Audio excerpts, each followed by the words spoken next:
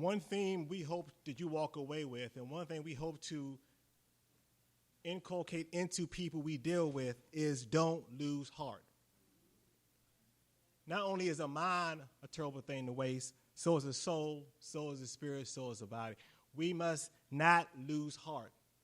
The word says that hope is the anchor for the actual soul. So if you believe there is no expectation beyond where you currently are, you don't hope. Hope is the anchor for our very faith. If we lose hope, we lose everything. So we can't lose heart. So I want to talk to you very briefly about reaping and sowing. Not the process in of itself, but what happens in between reaping and sowing. You've sown a seed.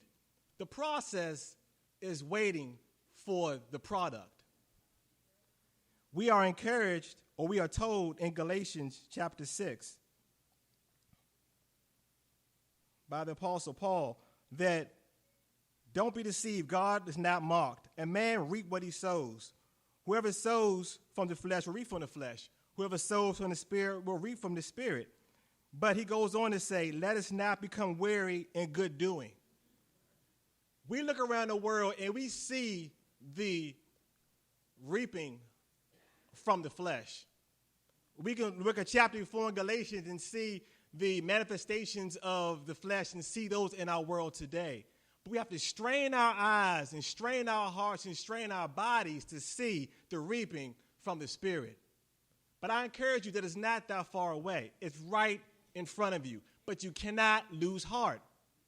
It takes a special eye to see God amongst the mess. It's Jesus who was on a boat with his disciples when the storm was going, who saw peace in the storm. And he spoke peace to the storm. He said, he rebuked the winds and said, peace be still. God saw the peace amongst the storm. We are believers. We have that same hope within us. What did Jesus himself base that statement on? How did he rebuke the wind? How did he rebuke the waves? How did he do that? He had hope. He knew that he could do that by faith. Just a quick story in the Bible that kind of illustrates that journey between the two. And again, we can't lose heart. We find Jairus, who was a synagogue leader, who went to Jesus for his daughter, who was very ill and very sick.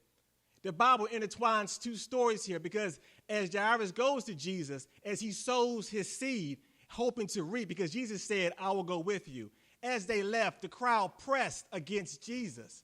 And while this crowd was pressing, there was a woman who reached out her hand, who was in pain, who had bled for 12 years, who touched the hem of his garment, and she was made whole. And just as she was made whole, someone came up from Jairus' house and said, your daughter is dead.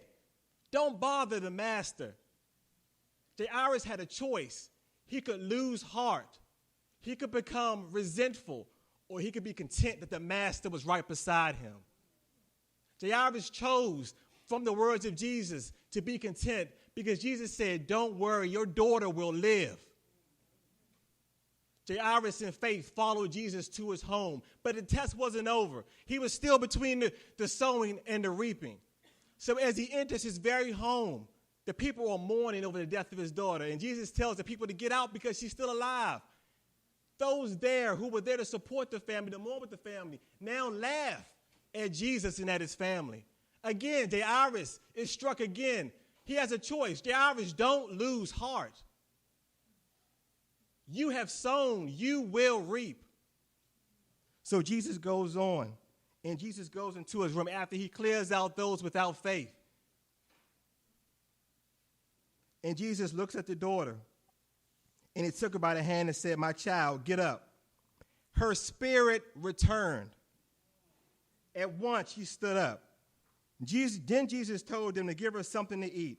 Her parents were astonished when he ordered them, and they saw what happened. We cannot lose heart. There is a process between what we sow and what we reap. And if we, right here in Southern Maryland, it's an agricultural area. Stop on the road, ask a farmer, how long does it take for your seed to come up? How many conditions have to be right? The soil has to be right. The rain has to be right. So many factors have to be right. But when Jesus is the husbandman of your vine, when you're tied into him, when he's the vine and you're a branch, you will grow. What you have sown, you will reap. Don't lose heart.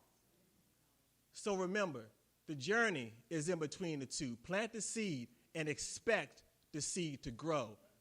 Know that Jesus is the husbandman, and Jesus will cause the seed to grow. Remain in him, and he will remain in you. Amen.